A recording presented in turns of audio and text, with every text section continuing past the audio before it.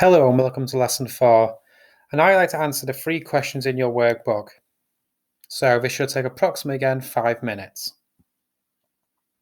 The learning objectives for today are going to be learn to write algorithms in pseudocode, review the differences between syntax errors, runtime errors, and logic errors, and learn techniques for debugging programs.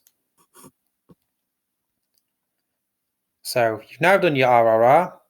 So what is a comparison operator for less than? It's a less than symbol for crocodile clips. Why is it important we indent when programming? Program will not work without correct indenting in Python. Other programming languages make programming easier to read. And what 3 selection techniques did we learn about last week? If, elif, and else statements. So again, I would like to look at this program and have a think, what does this program do? So I'll give you a couple of minutes to look at this. So pause the video.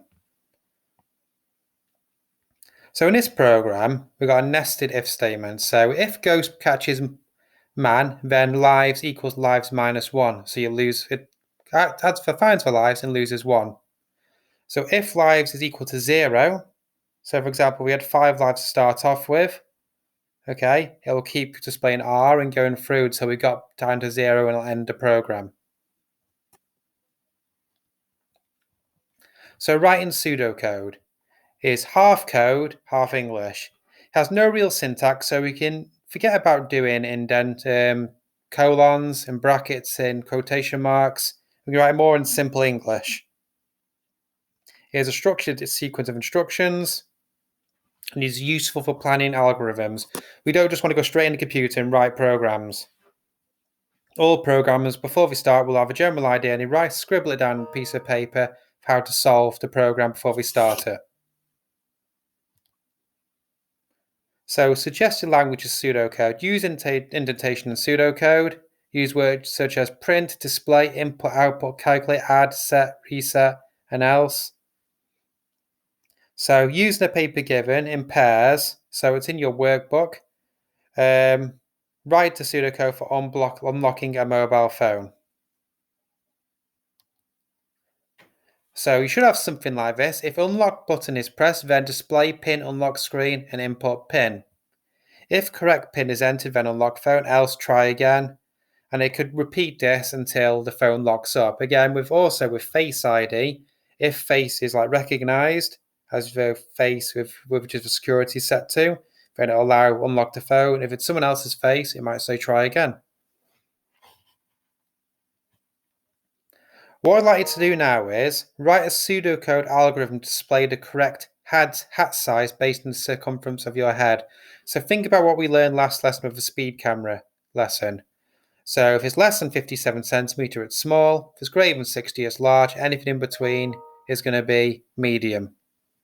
Okay, so you've got to think, how could you solve this in pseudocode? Okay, so if you want to write in sort of close to what you've learned in Python, so have a think about that for me. Thank you.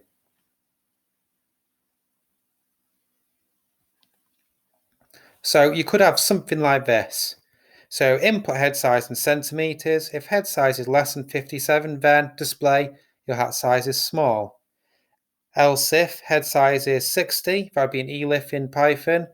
Is 60, then display your hat size is large, and else display your hat size is medium. And again, if we type this code directly into Python, it wouldn't work because we haven't got the brackets, quotation marks, colons, and so on.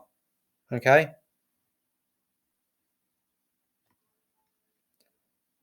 So you should now understand the problem more clearly.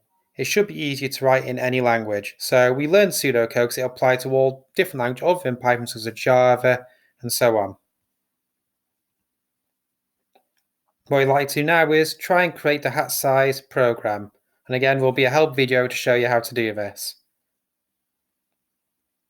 The next program where I'd like to have a go at, if you've completed that, is the challenge task. Again, this is going to involve using a lot of if and elif statements. And again, there'll be no help for video on this. It's just if you want to test your ability and you didn't finish the last program. Okay, the different types of programming errors are syntax errors, runtime errors, and logic errors.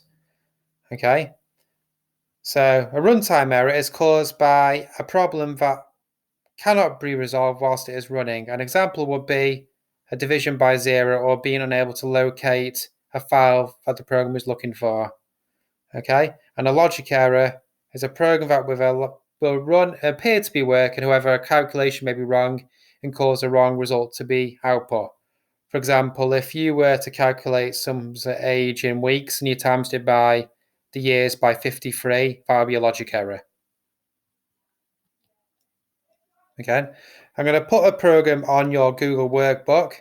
And again, I want you to see if you can find the errors again. This will be involving you to look at the sheet because I can't show you a working program and just correcting the program and how it should look. Once you've solved the problem, you should have something like this. Okay. Remember to look for all the errors in a program. For example, you got the colons correct. There is no capital letters. All the variable names are the same. Okay, and so on. Try and find the problems. And again, one small error in this or forgetting an equals to sign can stop your program working altogether. And again, I'll post the solution for this. And again, if you complete the extension, create a program on the following to do this. Plenary, I want you to answer the 3 questions. What's a logic error? A program will run but not should do what it was intended to do. Or as a syntax error, a program will run correctly, for example, will not run correctly. For example, if you miss a bracket, it'll indicate a syntax error. And homework for flashcards, what is pseudocode? Write a simple program in pseudocode. It can be anything you want. And what are logic and syntax errors? Thank you for listening to lesson 4.